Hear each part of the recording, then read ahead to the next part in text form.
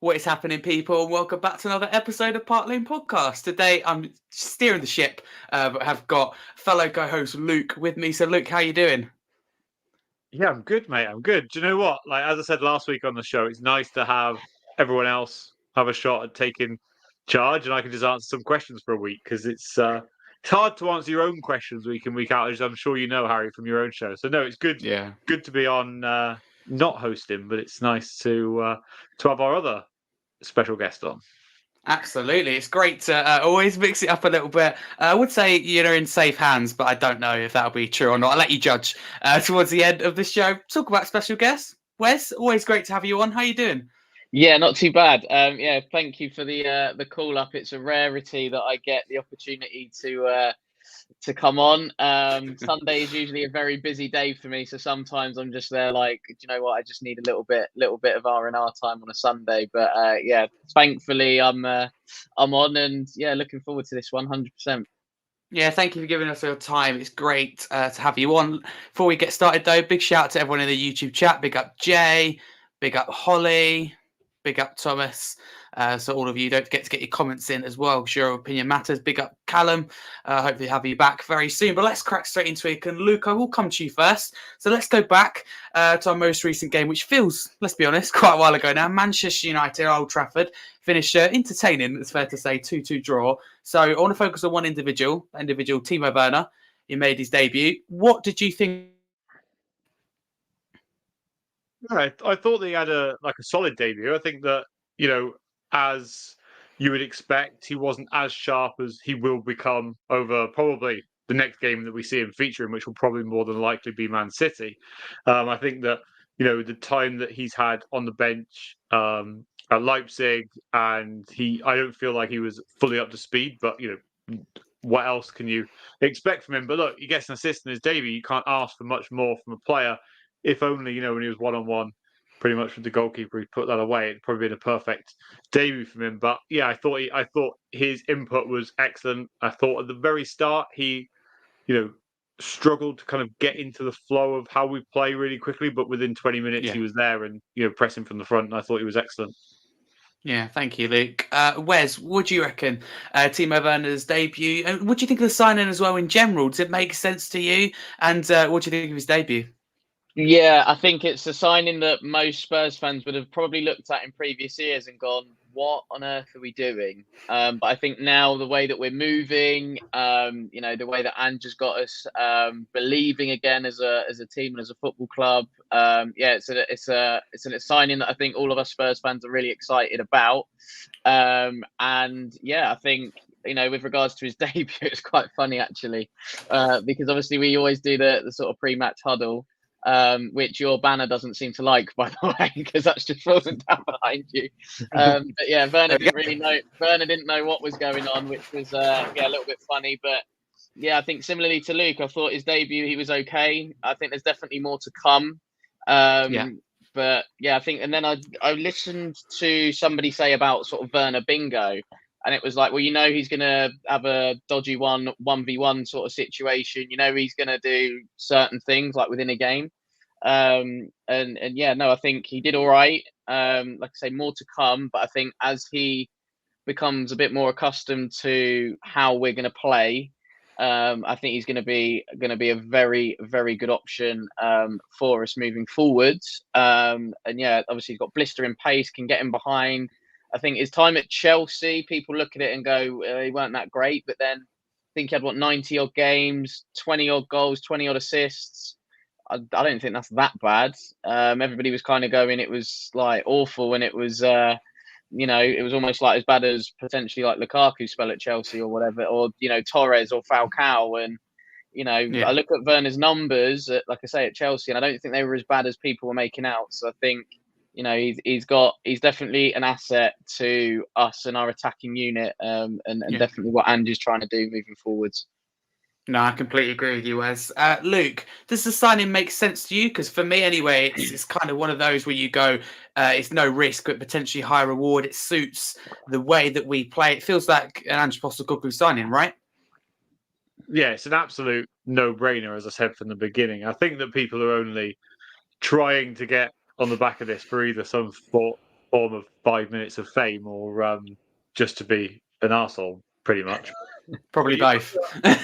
Yeah, exactly. Like, Wes just talked about Werner's numbers at Chelsea, right? They were all right.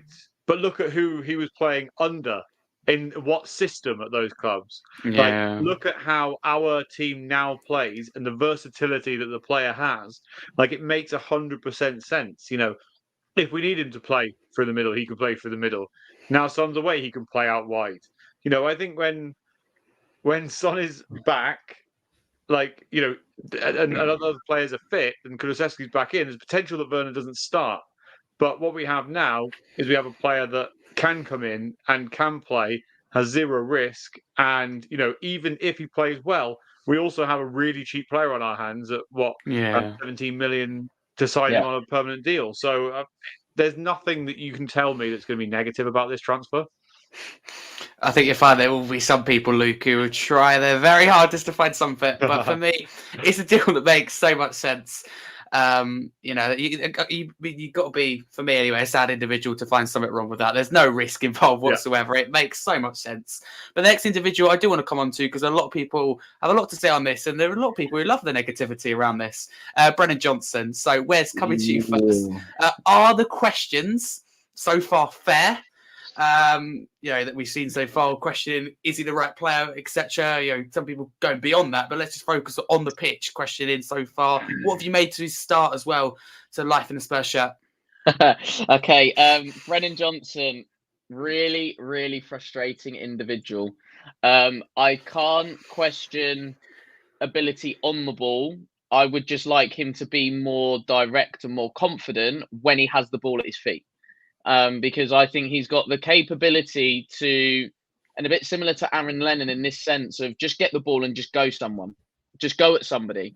Doesn't matter if you're going to go past them every single time. I was actually working with a winger today. I was coaching them one-on-one. It's just about going at your opponent and making sure that, okay, like I say, you're not going to go past them every time, but the one time that you do, make it count. And I think there's been numerous times, I think, where he hasn't made the most of those opportunities. So he hasn't made the most of him going at his opponent. He doesn't really know what to do. And then off the back of that, his final ball has been hit and miss as well. I think there has been times where it screams for me for Brennan Johnson. Put one over the top for him to run onto and play a first-time cross along the box. Perfect. Sorted. Give him an opportunity to think about something and find the solution to a problem. That's where he struggles. I think the biggest thing, though, for me is him not accepting the ball and accepting responsibility to want the ball. A lot of the time now, with the way that we play, the centre-backs are sometimes some of our widest players, and they're looking for options down the line. And for me, Brennan Johnson doesn't know when to come short and when to spin in behind. And I think, I look at the City game in particular, how he bagged as much time as he did there was baffling. Again, against United, I think if we have more attacking options on the bench, I don't think he completes a full 90 minutes because, again, it was that, do I come? Do I go away? I know what Ange is trying to do in terms of stretching the pitch, and I think he can do that still.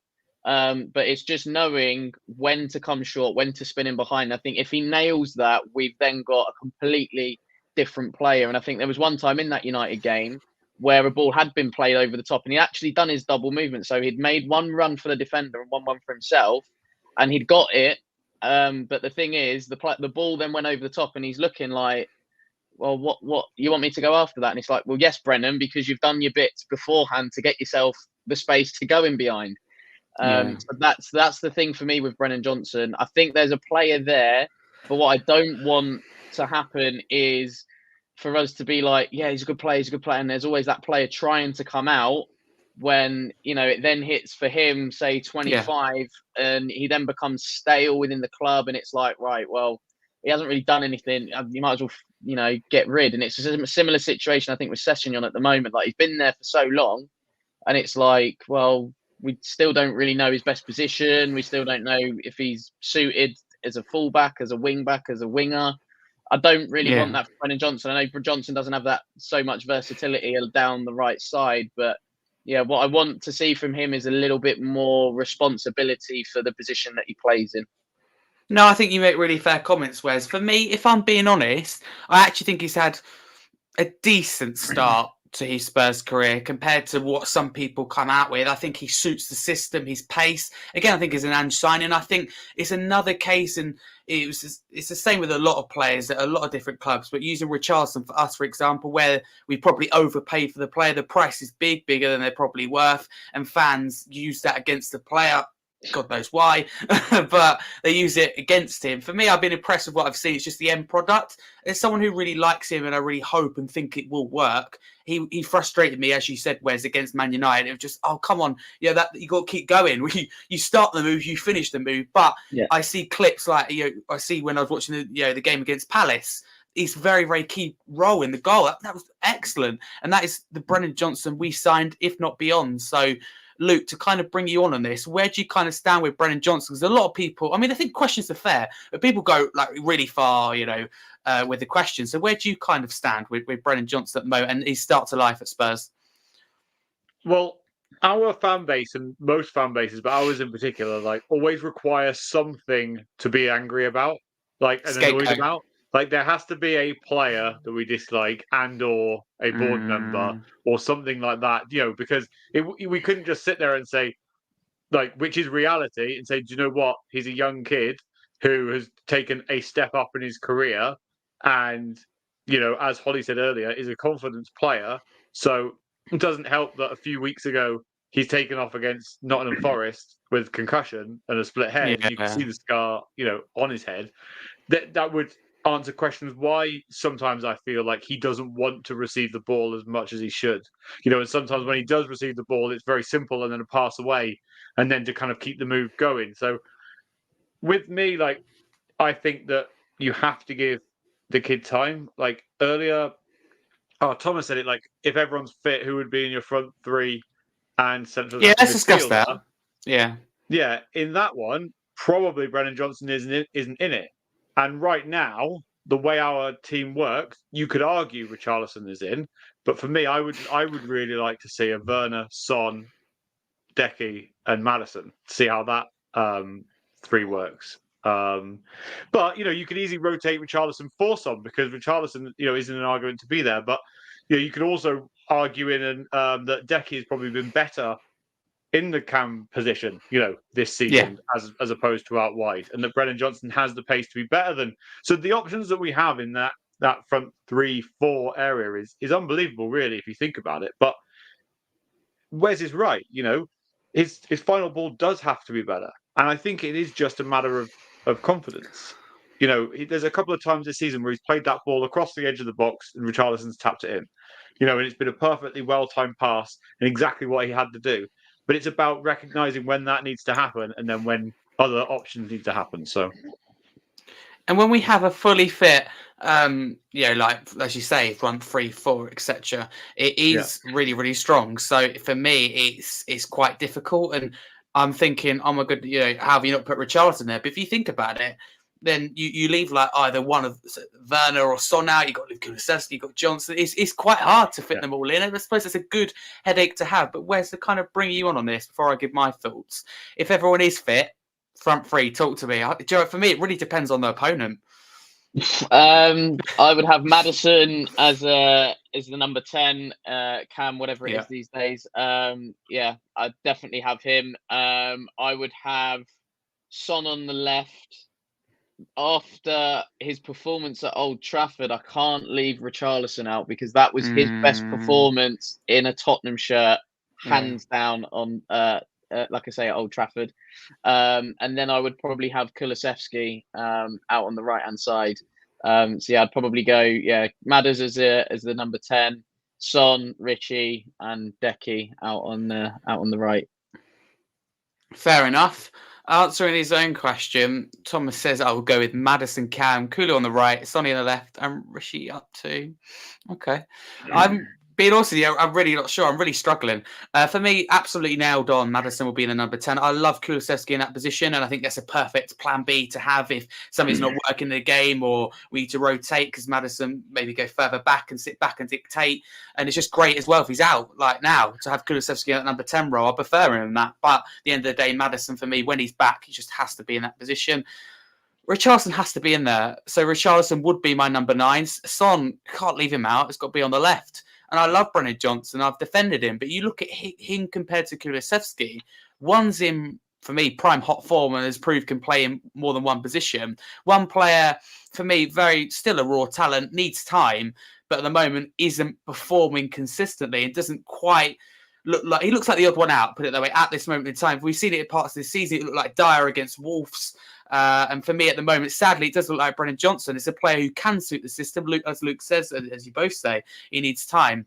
So it would probably be Kulusevski. But yeah, as you said, Wes, definitely a frustrating individual. Spent a lot of time defending him. So it's time I'm never going to get back. So thanks, Brennan. But I do want to move on. I want to focus on Ivan Perisic because he has completed a loan move away from the club going back to Croatia. And obviously that means the end of his contract. So he won't play for Spurs again. Wes, what do you make of that? And what do you make of his time at Spurs? Oh, do you know what? I loved Postman Perisic, man. I loved Postman Perisic. Honestly, the final ball every time on the money, and it was one of those you knew exactly what he was going to do. More often than not, it was a case of how are you going to defend against it? And again, more often than not, players couldn't defend against it. And I thought he was a wicked addition to the team and the squad at a really good time as well. I think he'll definitely be missed. With his experience, even in and around the dressing room, experience of winning big things, playing in, really big games. Obviously now we're moving the age profile of the squad down, so it's a lot of a younger squad now. So I think, him just being around the place and seeing, for example, someone like maybe a Brennan Johnson, seeing how Perisic conducts himself and everything else, could have been someone for him to learn off. But yeah, no, I think I'm a little bit gutted that it didn't quite, I think, go as everybody planned and thought it would. But listen, I think, he played in under 4 managers, I think I read the other day, which is just remarkable in itself, and played in a host of positions. So he was willing to sort of sacrifice himself for the team as well. But yeah, I love Postman Perisic, man. He was wicked. And yeah, kind of glad and thankful in effect that he pulled on a Spurs shirt as well. So yeah, like I say, a bit gutted that it didn't go as it would, but some good memories, I think, from watching him play for Spurs. And it's a player that you never thought would really rock up at Spurs. So the fact that he did, I think, was a big thing in itself. Yeah, absolutely. I do agree. I think I look at even Perisic and I go, I know perhaps you shouldn't think like this, but I look at him and go, oh, if only we got him a bit earlier, even if it's just a decade. Some people going beyond saying a decade or 2. For me, just get him even just a few years ago. But yeah, it's a player that just never would have thought would have been in a Spurs shirt. It's just a shame. For me, it's the timing. It was poor. I think he'd really suit this Postecoglou style of football. I think he could play actually in a Doggie's role when he's not available. But I think he'd definitely play on that left wing. We're looking at it now, and we wouldn't have the problem where we're going, who do we play when we've got players out? So for me, he'd massively suit. It is one of those things. We can't change it, and I wish him all the best. Going back to Croatia, and if you heard, apparently he's really the salary's proper dropped to apparently reported €1 million. So fair play to him. Luke, Ivan Perisic, talk to me. Tottenham career. Any moments that stand out for you? For me, it's got to be at Anfield when he put Van Dijk on the floor. Yeah, do you know what? Like, I don't, have the fondest of memories like Wes does of Ivan Perisic. I think he's done all right. I think under Antonio Conte, I don't think he did a lot that you can be that happy about, in my opinion. I think he played better. Ouch. Under when Ange came in, I think he's played better when he's reverted back to his more natural winger position, when he came in and played for us and came on late in games, and the feedback that kind of we've had through the media from Ange about Perisic. But you can't deny him and say he was an awful signing at Spurs, but I think when you look at like players who are on that top bracket and that top tier of earnings at a football club, you do expect, or you should expect, more from said player. And maybe there is more going on in the background, behind the scenes, and things like that. But I would expect to see a kind of higher level of kind of even finishing from him.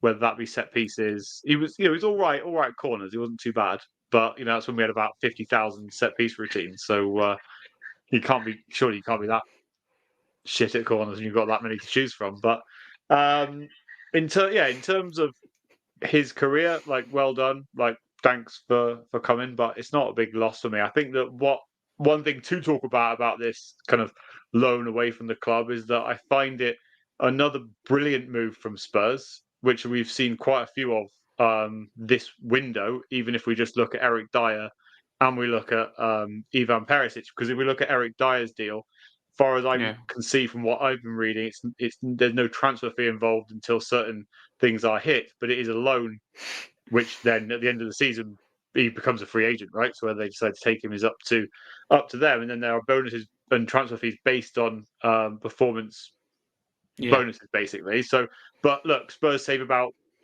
I think I worked it out roughly over £1 million, £1.2 million, something like that on Eric Dyer. It's very much the same because I think him and Perisic's wages are pretty similar. Perisic were I think Perisic is one of the highest. I think he was substantial at Tottenham. I really think that was high. So you save kind of, let's say, the same figures on both of those. So you're saving £4 million roughly on wages that are coming from these players. I could be mistaken on the exact fees involved, right? But that's still like on two players that rarely play at this football club to save that kind of money, which then can be reinvested, giving players bigger contracts at the club, freeing up spaces within the squad in terms of Perisic's position as well. So I think it's just another great move, and I think that it's very hard right now, apart from the obvious, trophy-shaped hole that we have, to really pinpoint and say this is where we're going wrong as a football club, because it looks like that strategy that has been put in place is slowly getting to a point, where it could be paying off. And Thomas is right. Don't forget about Hugo Lloris as well. Mm-hmm. And listen, I think people underestimate how important it is to get players out the door for a rebuild. Whatever you think of them, you look at Tottenham, I think we can all kind of agree that Dyer, Lloris, Perisic, they all needed to go for different reasons. Perisic out for the season, pretty much. Dyer doesn't suit the system, probably been here too long. Hugo, I mean, third or fourth down the list now. Had a great time at Tottenham, fantastic servant and captain, but it was time to move on. As Luke says, the wages, huge difference. Be allowed to physically reduce that number, which was at some time in last window was substantially high, actually at one period the highest in the Premier League. And you look at the problems that Chelsea and Forest have with overcrowded squads, and Forest, that links back to FFP and eventually with Chelsea too. So we didn't want that. We've managed to shift players, so credit to the club with that. Look at Eric Dyer. That for me is a really clever deal. Yes, you're getting nothing for him, but you could potentially, I think, will at least get a little bit eventually. You've got a player off the books and it will be reinvested. Whether you agree with how it's reinvested or not is up to you. But kind of links us on to the transfer windows. I've got a tough question here. So firstly, I just want the number. I don't want why, but I want you to rate our transfer window out of 10 if it slammed shut tonight and no more business was done in or out of the club. This is a tough question. So Luke, I'm going to come to you first. I don't want to know why. I just want a number. We'll get back to it. Out of 10. 10 right, and a half. 7. 7, fair enough. Wes? Yeah, I'd probably go about a 7 as well. Yeah, I'd go 7.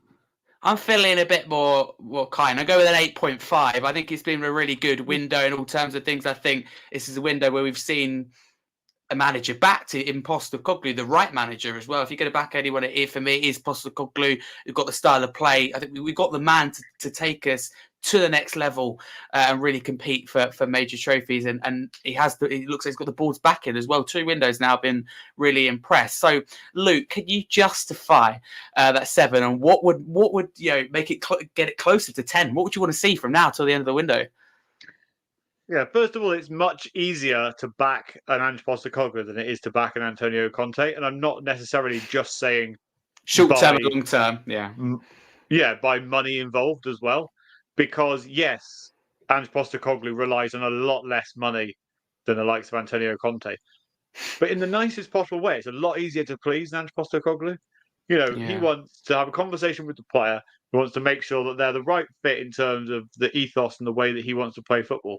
But do you know what? He doesn't mind a bit of hard work. He doesn't mind, like, do you know what? If we go for this person instead of this person, didn't cost us £50 million, it cost us £5 million, but they have very similar attributes in certain ways. Then, you know, I think it's just much easier to back him. Now, the reason why I think it's a 7 out of 10, I think that Timo Werner was clever, low risk. You know, you wouldn't sit there and go, "Oh, that's a 7 out of 10" based on that. I think that it's a position that we need covering, especially while Son Heung-min is away on the Asian Cup. Yeah. I think that bringing in if we believe what is true, our number one centre back target early doors from Dragishin was very, very good and well done for Spurs for doing that. The only thing that would make it any different is I feel like we need another left-sided player, so like a left back potentially. I think that yes, we do have Ben Davis there, but I think that if we are going to do this rebuild properly, we need another player to come in and that's a lot more versatile. Because in my opinion, Ben Davis can play left-sided centre back. He isn't an inverted left back in this system. So I think that we've seen him when he tried to play it, he was pulled at half time as far as I can remember. And so we do with another player that is versatile in that position. I think right-sided defense were okay with the versatility of Emerson Royal and Pedro Porro. But the only thing that I think we do need is a young, good quality centre forward. If we can bring in a centre forward, even if, you know, if the rumours are true, the centre forward is then brought in for the summer, then I think that covers the majority of positions in this squad. Mm. Yeah, do you know, I didn't really think about that because obviously you think we've got Werner in, but see, it's a problem because again of injuries and players who've got away. Because again, just thinking that players that can play that number 9 position when everyone's fit, you've obviously got your Richarlison, Song can play there. I'm sure Johnson can play there, whether you want to count him or not. You've got obviously Scarlett, Valise, but they're both out injured, so it wouldn't be a stupid thing to bring in a striker. If, to be honest with you, I'm not going to sit here crying if we don't bring anyone else in for the window. We got our business done early. Yeah, my priority going into it was getting a centre back. We've done that, and I said it would also be nice if we get a player that can play anywhere across that front three while Son is out. We went and done that as well. And for me, a very key thing was getting players out the door. We've done that as well. So we've ticked every single box. And we've done that before we even got to the halfway point of the window. And that really says to me how serious we are. Sorry, would make mine a 9 or a 10, I think. Even, you know, I know Wes, I know you like Calvin Phillips, like, you know, that I like Kai Gallagher, you know, that kind of central midfield player, I think would really transform it. I think taking out the likes of, you know, I think the 2 players in that position that kind of I don't think are at the standards that are required, in my opinion, are Skip and Højbjerg. I think that both of them could be got rid of. I think that it would be Højbjerg based on the fact that Skip is homegrown. But yeah, that position or a striker would make it a lot of a higher rating. Absolutely, and I was sitting thinking about it this morning actually, and it pained me to say, because obviously you guys know what I think of Højbjerg, but I looked at it and kind of go, right, he doesn't suit the system. Again, I would keep him when you need to see out a game, but I get he doesn't suit the system. Skip is homegrown, and I think at the moment Skip is preferred. Very neat with his passing. I don't know if I can say the same about Højbjerg. I like what he does. I think he actually does offer a bit going forward, definitely defensively. But Skip, it does make sense to keep him. So for me, yes, I'd say absolutely yes to a central midfielder, but only if we get one out the door. Because if everyone's back, you think of the midfield options we have. You know, Lo Celso, Kulusevski, Maddison, Saar, Basuna. There's so many options. Skip, Højbjerg. It's a really packed midfield, and that you don't want to cause too much disruption there. But Wes, getting back on track, could you justify your 7 out of 10? Yeah, I think it's a case of hitting specific targets. So I think one was centre back, and that was a priority. We've managed to get Dragoshin and boil some piss whilst doing it, which is always nice. Yeah, we kind of got Dragoshin, and then obviously Bayern were after him, and then he rejected them, came to us, and we gave them Eric Dyer. So massive change in that. I don't know what Ange is on, but yeah, credit to him, because whatever he said to Dragoshin, obviously that worked. The Werner deal was out of nowhere for me, because there was no inkling that one was going to happen. So credit to the club, I think, for keeping that one quiet. I think the midfield one is very much a case of if it's probably likely that it'll be Højbjerg, because I don't think he's happy with the amount of game time. So if he goes, please get me Calvin Phillips in the door. Honestly, him in an Ange Postecoglou system, and if you get the Bielsa version of Calvin Phillips, everybody will see what I'm on about. With regards to why he was needed in our team and in our squad. I looking and listening to Luke there, I kind of agree in that left side of the back line is something we might need to address, but I have a feeling that will probably come in the summer now, because I don't think there's that many left-sided sort of options. But yeah, I think it was just a case of trying to get some players out the door who were going a little bit stale. I think Ange would have probably liked a couple more to go. For example, as I mentioned earlier, Sessegnon would have potentially been one, but he's picked up yet another injury. So he's keeping our medical department going, I think, at this point, the amount of injuries he's had. Yeah, I'm a bit with you, Harry, as well. The striker one, we got Werner in, who can sort of dovetail with Richarlison. I think if we were to make that permanent, depending on how his loan deal goes, I think, again, if we go into the summer, I think we might look okay. So yeah, maybe as well. I think the priority mainly now for the summer is that left side of defence, maybe a backup goalkeeper as well, because obviously Big Fraser's 36, 37, bless him. He's not going to go on forever. And then we've got Brandon Austin, who's 25 and has barely kicked a ball for us. And then similarly with Alfie Whiteman as well. It's like, what are you doing with your career? You're just wasting away. Careers, surely. Yeah, they're wasting away. I know it's that kind of prestige of being at a Premier League club and playing for Tottenham and all that, but just go and play, man. You're going stale. So yeah, they're nowhere near first team either. Nowhere.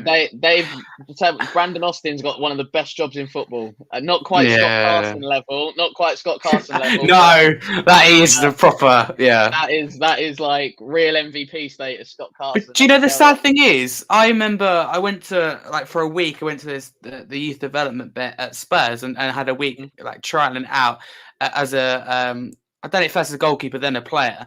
Grew out goalkeeping really quick. But focusing on the goalkeeping one, they honestly, the amount of times the coaches, I mean, both Whiteman and Austin, but in particular, Austin, they bigged him up. We're talking now, it was 6-7 years ago, this was, I think, anyway. They were really bigging him up. Like he was going to be the next big thing. They're going, we're really proud. The first thing they said to all of us was, we're really proud to hopefully produce the likes of Brandon Austin, who we think can be their next big thing in their own words. And it was really exciting to see the way they were talking about him. So I don't know what's kind of gone wrong, but we'll let him do the talking on the pitch. Maybe a loan move or something away with best to him. But before we get into Manchester City, which is this show is all about, two individuals I want to discuss. One in terms of potentially coming in and one in potentially coming out. So Luke, coming to you first. Emerson Royal, in the last 24 hours, there's been talks, Saudi Arabia, Al Etihad, coming in with a bid, and they're not going to give up. They're willing to put a higher offer in. Would you, is there a price that you go, look, I'd let Emerson go? I think we shouldn't sell to any Saudi club, regardless of money, regardless of anything like that. I think that Jordan Henderson is a prime example of why sometimes being paid too much money doesn't make any sense, regardless of your moral compass and everything else. Because it's just mental. Say no more. It's crazy. Emerson Royal, but I need to speak about this because it's an absolute disgrace of a human being. I've lost any respect I might have had for Henderson. I don't have anymore. He knew what he was getting in for, but did it anyway because money talks, right? And then regretted it quite instantly. People will talk on how they feel that this termination of his contract has gone, but I am in no doubt in my mind that he is going to in some way probably owe this Saudi club some money in the long term because of how much they paid him, termination of the contract. I even read somewhere that there were going to be some performance-based bonuses that they get based on how he performs at Ajax. And I don't know how true that is either, but it's absolutely mental, right? And the whole footballing idea in Saudi Arabia at some point will come crashing down, and they will He not. took the money though. Nobody will Henderson touch took it. the money. Let's face it. There's nothing Yeah. else about. There's nothing looking forward to product. He knew the risk. We all knew it. He's not stupid. Yeah. I'll give him that. He knew what he was doing. He took the money and regret it. And for me, I'd never even dream, even give it a second of my thought going over to Saudi Arabia, however much money's involved. But if that ever did happen for whatever reason, then the first thing I'll be doing is apologising. He won't do that. Won't talk bad about Saudi Arabia because again, money. He loses out if he says anything. So I think it's difficult for me, right? Because people may turn around that know me and say, "Well, aren't you a hypocrite?" Right? I spent 4.5 years living in the Middle East, and people would say, "Well, you've lived in a similar country to Saudi Arabia. Like, how can you, have such high morals, etc." yeah, But there is a big difference, right? And there is a big difference to how Saudi Arabia was and is still run. And I'm not going to go into like this huge debate on how the world works, right? But just we could be here all day, couldn't we? I'm sure you'll find out, right? But I don't think we should make any business with Saudi Arabia. I think we will because I know what Daniel Levy is like. And if Liverpool did it, right? Liverpool did it with quite a few players and made quite a bit of money through how they did it. But should we get rid of Emerson Royal was probably the simple question, wasn't it? And I've gone on far too long. No. I think he's proven recently his ability to play in various positions for this club. The fact that he has done it without any question whatsoever, and the professionalism that he has done it, especially the way that some of our fan base treated him as a player when he wasn't performing so well, I think he's been outstanding, and so we should definitely keep him. Yeah, exactly. It's again, you look at the amount of players that have proven fans wrong. Yeah, I get it. Players don't work out. A lot of people are skeptical about Ndombele. For example, Lo Celso, I never got the signing, very critical of him, never thought he played well. I can admit from what I've seen this season when he's been fit, I have been absolutely proven wrong. I like what I've seen, and that's a player full of confidence and injury-free. This is a player I want at my club. So it goes back to the Johnson thing and the Richarlison thing. Just give them chance, give them a season. Johnson, give him time to adapt to the system, work with his teammates. But getting back on track, Wes, coming to you, Emerson Royal, is there any offer you consider selling? Because for me, it's an absolute keep. Suits this system, can play any position. Don't know why you would even consider it, but go for it. Nice. I'm going to bring some balance then to proceedings. I would. If it was me, if we're talking 2025, I'd hook him. No. Granted, he's come relatively good, right? Playing a few games, but do you know what I mean? Like, it's this thing now that's becoming annoying for me in football. Players have a purple patch, and all of a sudden, they deserve England call-ups. They deserve new contracts, and it's like, hold on a minute, you played well for 6 games. You've been here for Emerson, 3 years now? Isn't there another side to that though, Wes, where people are too quick to judge, and even when people have a purple patch like Richarlison, people are still get him out of my club. He's a waste of time. He's a waste of the number. Blah blah blah. So, do you think there's two sides to that? Yeah, I get it from that point of view, but I think most Tottenham fans would go, look, we've seen enough of Emerson Royal to go, okay, he's probably not for us. Do you know what I mean? Like I say, he's been here 3 years. Okay.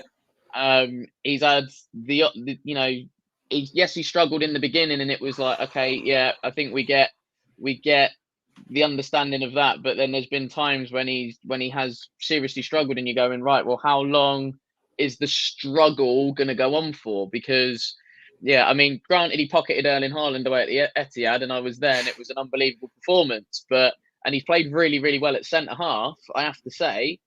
But and yet he's done well out of position. But in his primary position, he's still not good enough. He's still not at the level that we need. So if it was me, I'm with Thomas on this one of sell him around 20-25 mil, get somebody else in that might be more comfortable on the ball from a fullback point of view, because Ange's fullbacks, we've seen how high up the pitch they are and the positions that they take up. They've got to be comfortable to take the ball.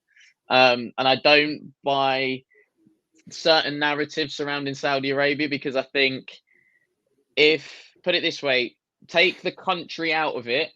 If you was offered, and we have to remember that for some of these footballers, playing football for them is a job. You have to think, if somebody offered you 3-4 times the amount of money that you're currently on to do this exactly the same job, you would go regardless.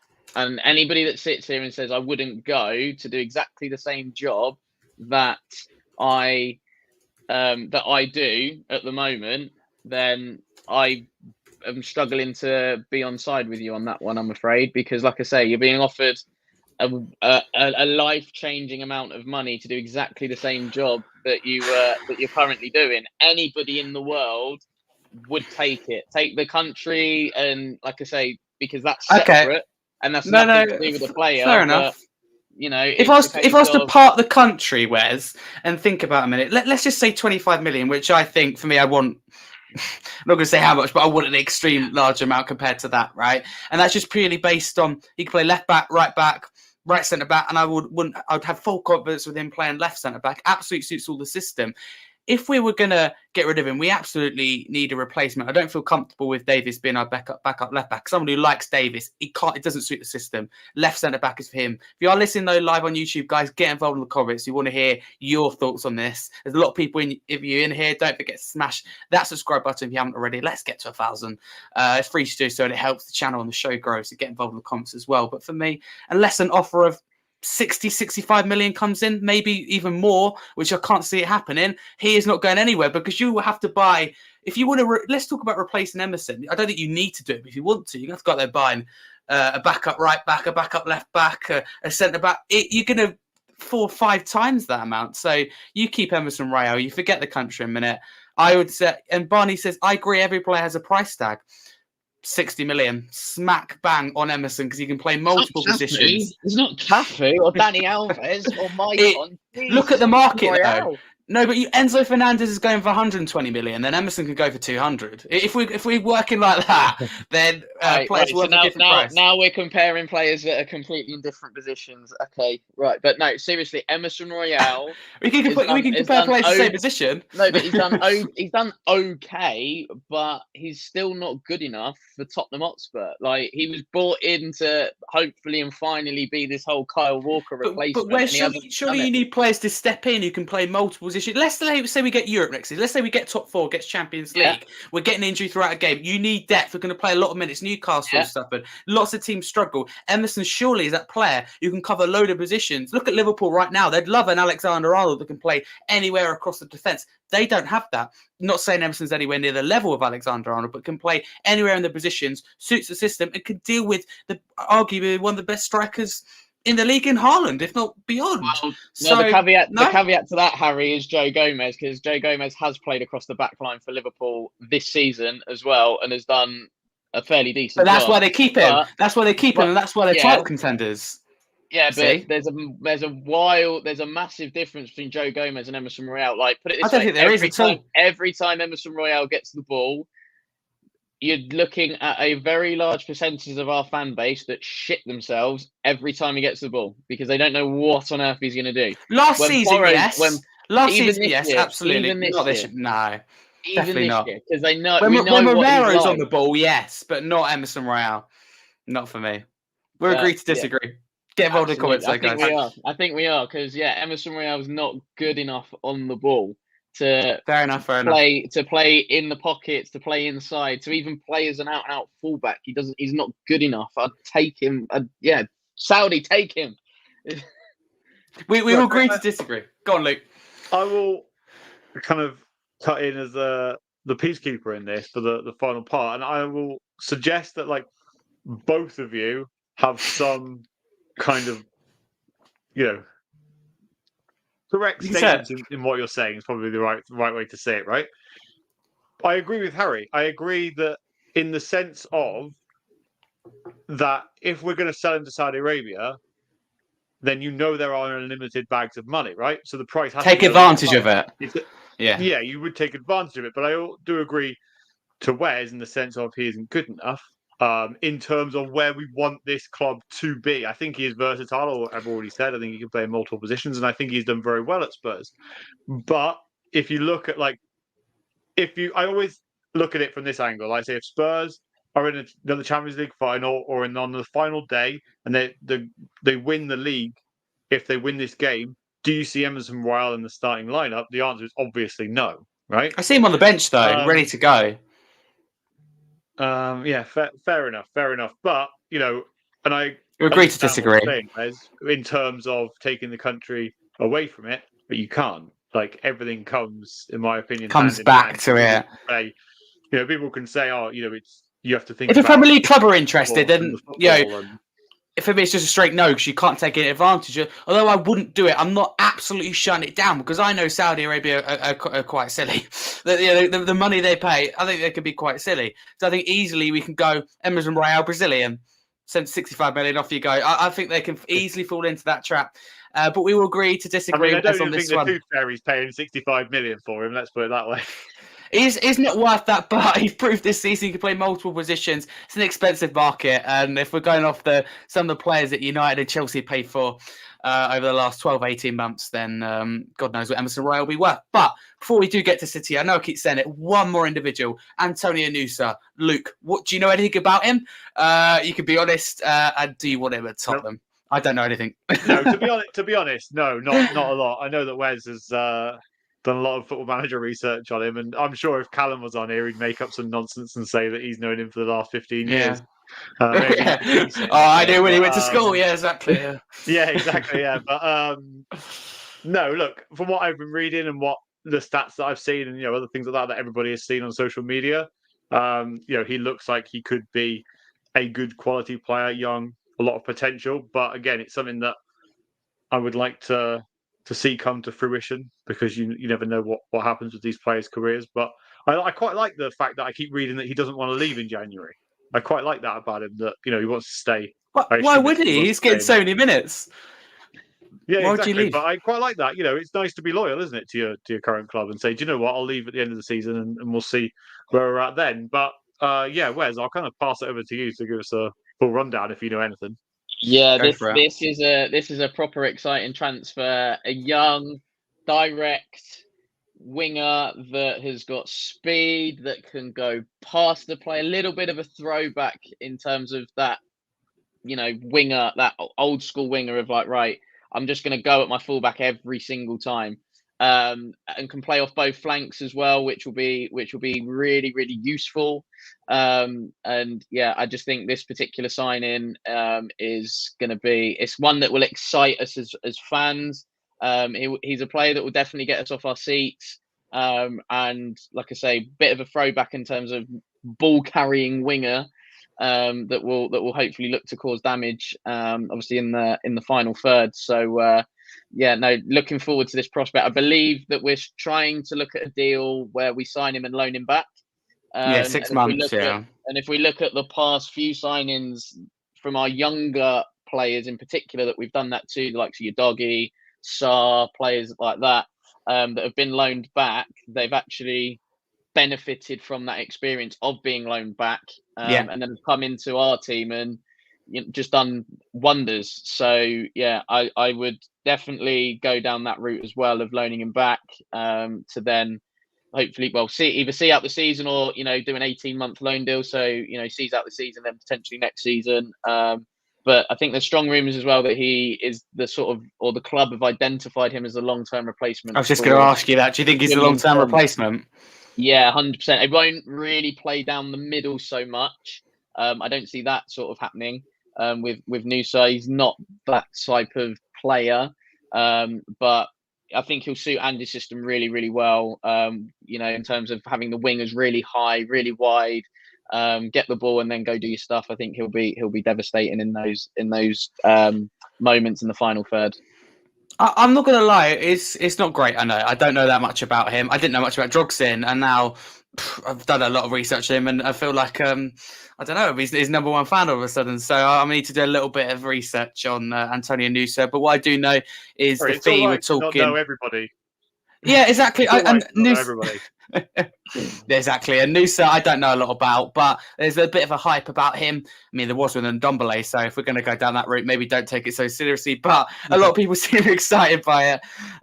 We're talking £26 million, I think, minimum. Probably aiming more towards the upper end of 30. But we'll have to see what happens. I'm not going to say no to another player in the door, never attacking player.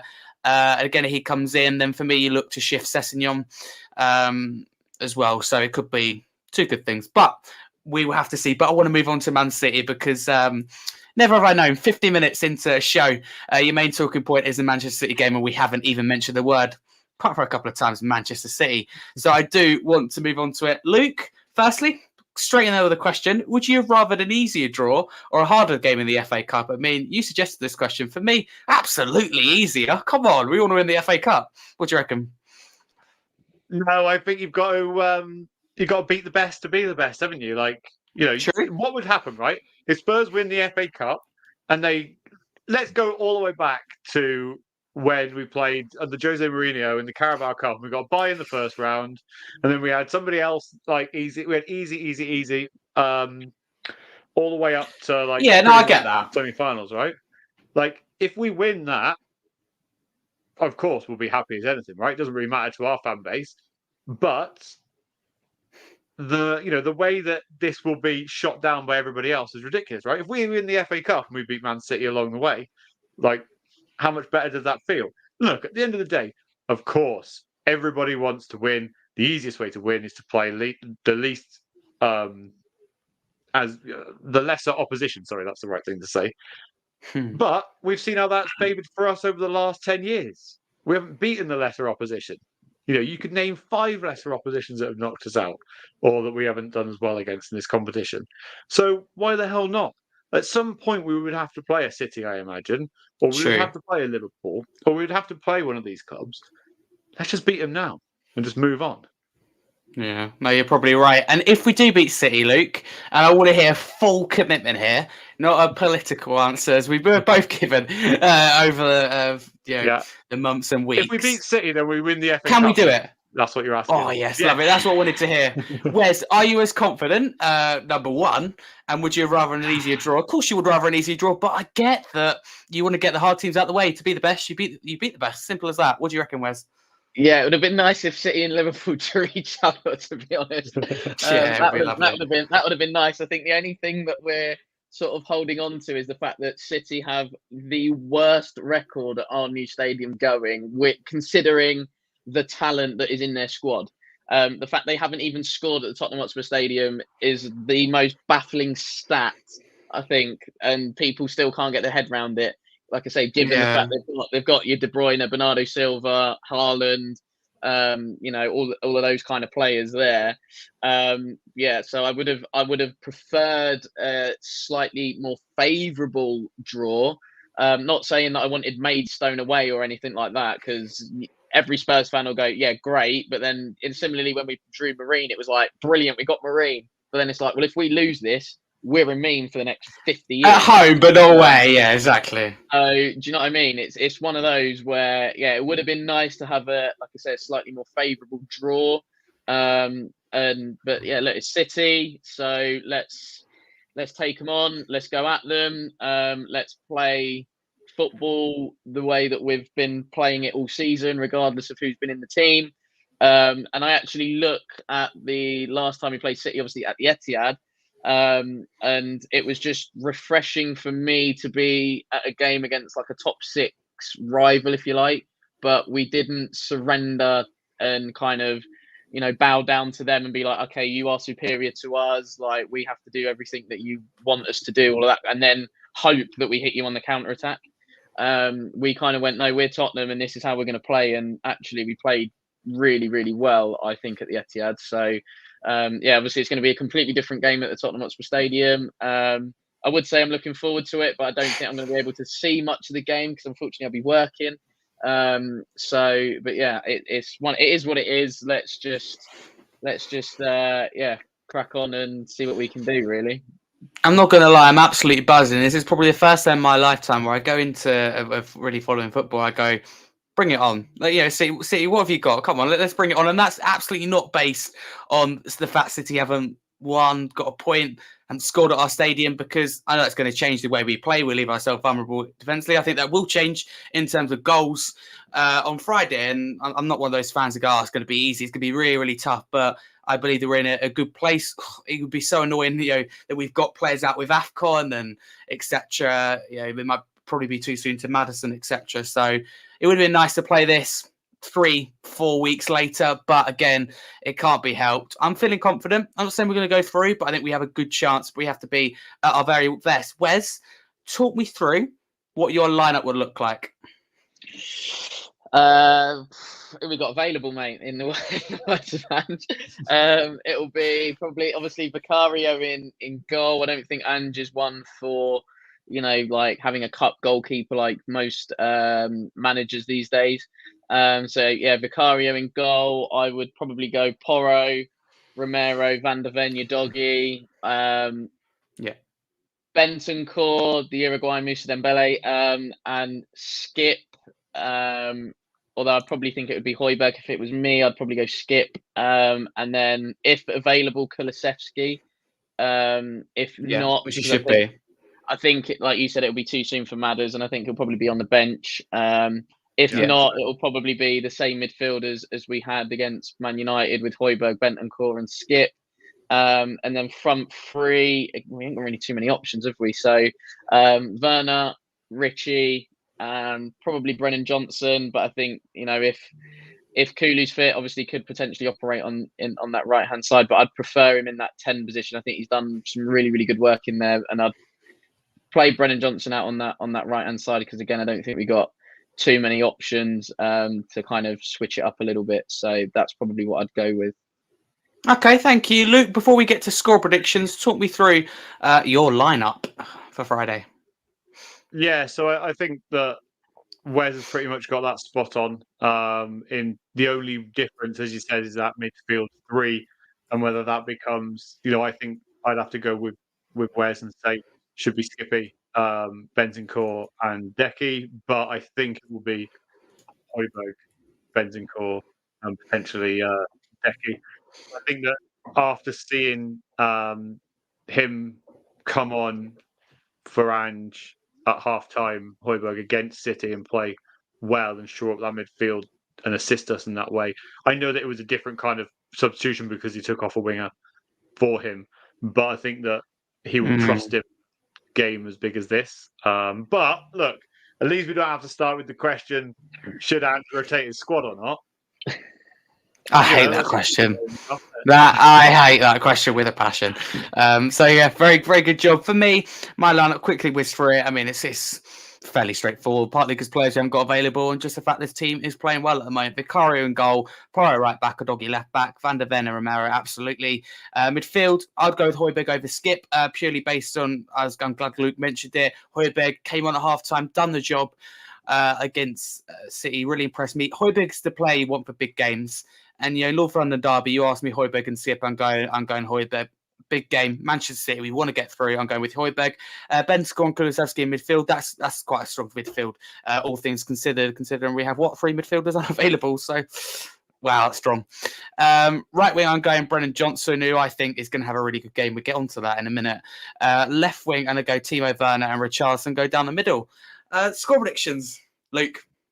Now's your time. Do you know what? This is my show, and I completely forgot that we had to do score predictions, and I have absolutely no clue. Right, what's going to happen? You could have just lied. Yeah, last game was 3-3. I think it's going to be high scoring. I would never back Spurs to lose. No, I've never, ever, even last season. So you say we lose. 90 minutes. No, we're going to the end of the match. Final whistle. Right, final whistle. So Winnie's put 2-2 in the chat, but it can't be 2-2. Oh, okay, I suppose it could, right? Because then we'll go for a replay. Replay, yeah. Okay. Yeah, it can be a replay. Right, okay. When he's Yeah, gone with 2-2. right. I'm going to go 3-1 Spurs. I like it. So Silence. Luke's gone with 3-1 Silence Spurs. in the chat, silence everywhere. Yeah, no, I've got absolutely nothing to say, but I love the positivity, and that's what we like. Here at Part Lane Podcast, Wes, are you as positive? Hell no. Have you seen okay. City? Have you seen City? Christ, did you see De Bruyne against Newcastle? It just went sonic. Being honest, I thought they were abysmal against Newcastle. De Bruyne came on, they looked like unstoppable. It's just like, give me the ball, I'll go win the game for you, sorted. But 1-0 Spurs. I'm confident. I have a feeling we'll do Have you all right. seen City, but they're not going to score? Come on. They never score. Back up your comments. They've got Haaland, and they had him last season, and Romero chopped him on the heart. Well, 10 yards inside his City's half, and then Haaland didn't want to know after that. But yeah, they're cursed at our stadium. I know it's going to come sometime, but hopefully it's not going to be Friday. But yeah, 1-0. I'll go 1-0. Yeah, I don't know who's going to score, but I'll go 1-0. I'll take it. Fair enough. I'm actually feeling confident, which is a rare thing, so I'm going to take it for granted. Yeah, we're in a good place. I'm happy to be there, and I think we have a really good chance if we beat Man City. And I'm saying I back us to actually win the FA Cup if we can beat City. I think it's that big. It'd be a real statement for everyone else. I'm going to go with 2-1 Spurs. Yeah, I think Brennan Johnson's going to get a brace. I think this game is going to really, really suit him. I don't know who would be up against left back. Could be Ake. It remains to be seen. Could be Gardeval. But I think this is going to be Brennan Johnson's type of game. I think he's going to have a lot of space. I think he's really going to deliver. So 2 goals for Brennan Johnson. So guys, get your score predictions in the comments below. Let's see if we have any. Obviously, we've got Winnie's score prediction from earlier. What did Winnie say? Winnie said 2-2. Barney's gone 2-1 Spurs. Thomas has gone 2-1. I mean, the worst possible thing is a replay for me. No, surely you cover that by now. Absolutely love that comment from Winnie. But before we wrap up for today's show, star player. Luke, you invented it. You go first. Pressure's on you. Yeah. Do you know what? I'm not going to do what you did last time and go for an opposition player. But I'm going to go a bit outside the box here and go for Timo Werner. Okay. Many big games. Timo Werner. Chelsea delivered in big games. Leipzig against us. That was a big game for them. One they didn't expect to come to our stadium. 1-0. Scored the penalty. He can deliver in big games. We've got 3-2. Yeah, I'm actually just going to mention Spurs when they are 3-1 up. Thomas says, are we doing FPL this week? Thank you. I had written it down, but I chose to ignore my notes. We will do FPL. The only reason I don't want to bring it up is because it's not going very well for me at the moment. But before we get to FPL, Wes, who's your star player of the match? You know mine, Brennan Johnson. Well, I'm going to give one from each, I think. From a Spurs point of view, Rodrigo Not how it works, but okay. I'm making it up as I go along here. We can break the rules. Rodrigo Bentancur, from a Tottenham point of view, I think he is our best midfield player, 100%. And I think he's going to be really, really key for us. Gets us ticking, gets us playing, handles the ball really, really well in big games and in difficult situations as well. So I would go with him. I think from City's point of view, I mean, you could probably argue 1 to 11 from that lot. But I would probably say Bernardo Silva, because I think if he starts playing, the rest of them then get in the groove. And I think he's one of them that goes about his business unnoticed, but has the tendency to have a real impact on games in one way or another without getting the attention and the plaudits as opposed to someone like De Bruyne or a Haaland. So I think, yeah, from City's point of view, Bernardo Silva. From a Tottenham point of view, the Uruguayan Nusa Dembele, Rodrigo Bentancur. You do. You like Dembele, don't you? It's fair to say. I'm sure Bentancur will appreciate that. Now, FPL. So firstly, hosts. Dave is top of the league in first. This is, as things stand at the moment, obviously, you've got another game between Brighton and Wolves. Quite big for me because I've got 2 Brighton players in there. Dave is first, though, with a total of 1,187 points. And then we go all the way down to 7th with Winnie, 1,016 points. Then we go down to 9th, 2 places to Luke. with 1,081 points. And then I hate to say it, we go another page down to me in 13th with 1,023 points. But I can confirm 143 of those are from transfers. And, well, I did know that points were taken away, but I couldn't quite see where they were taken away. So I thought I was getting away with it. And no, I wasn't. You're definitely catching Callum. We'll get on to that. And Callum is in 16th with 909 points. Only scored 17 points this match day, but I will let him off because he can't remember his password. And you look at his team, and you've got Ramsdale scored 0 points, Livramento 0, Lacazette 0, Van der Ven 1, Mitchell 0, Maddison 0, Son 0, and the whole bench have got 0. Everyone's out. So to be fair, for him not to be bottom, that's only because Thomas joined late, but I have full confidence in you, Thomas, do one for the team. But for everyone else in there, Sean Mabet is second. We've got Paul in third, Brady Paul in fourth, El Malone in fifth, Jack Johnson in sixth, Jan Sancho in eighth, Luke Story in 10th, Steve in 11th, Mohammed in 12th, Emmanuel in 14th, Martin in 15th, and Thomas in 17th. Thomas, if I keep making transfers, then you'll catch me up. I hate to say it. But that is it for today's show. It's been a good one. So thank you very much to Luke there for letting me host. Luke, where can people find you? You can find me at Luke_Parklane on Twitter, but more importantly, thank you to every single person that's tuned in tonight, because it's just been massive. The people that have tuned in today, you must all have been missing a lot of Spurs action this weekend, because we appreciate you joining in. If you are, I think it's the fact they didn't want to listen to you, Luke. I get it. Don't forget to hit the subscribe button on the channel, and make sure you check out these two as well, because those that don't know, Wes is an OG on this channel, one of the first ever to come on talk Spurs with me. So it's just a shame we got beaten by Zagreb, wasn't it, Wes? But whatever. Oh mate, that was true. That's like 3 hours of my life I've never got back. By the way, that was painful. You cast it. What are you doing? Wes, where can people find you though? I know this is lengthy, so yeah, let's get it done before 2025. All right then, Harry. Twitter's at Wezo10, unofficial Musa Dembele fan account. Usually tweeting stuff about the greatest player in my lifetime to wear a Spurs shirt. And if anybody wants to argue with me, then go for it, because I will back it 100% all day, every day. Instagram is at Wezo32. I am usually at a Spurs game somewhere up and down the country. Unfortunately for me, though, I'm not at the next couple of games because I've got clashes with work. So that's a little bit unfortunate. I'm also a co-host with the brilliant, the amazing Holly Agambar on a Wednesday, the Hotspur Huddle. So check that out on a Wednesday, where we tend to dissect and go through some bits and pieces in a bit more detail for the people that need it and want it. And then I also run and own my own football coaching business as well in the Milton Keynes area, Delhi Alley country, for those people that don't know where it is. So it's at Kofa MK or Kickoff Football Academy across your social media platforms. All right, Harry, it's a wrap. Well, Happy New Year, everyone. It's now 2025, but thank you very much, Wes. Shorter than usual, but no, there's a lot of things in there. Very busy, man. So go check both Luke and Wes out on all socials. Obviously, go check out as well Holly Hotspurs, a great channel. If you want to follow me, you can there, Harry Scarf 22. But most importantly, don't forget to like and subscribe to Park Lane Podcast. Obviously, every Sunday, 7 p.m. now. Just about got in the hang of saying that, and it's great. We're now alternated hosts, so you don't have to part with Luke, so it reaches out to a broader audience. But no, it's very good to host today's show, especially when we're playing well under Big Ange Postecoglou. But as we always say, up Spurs.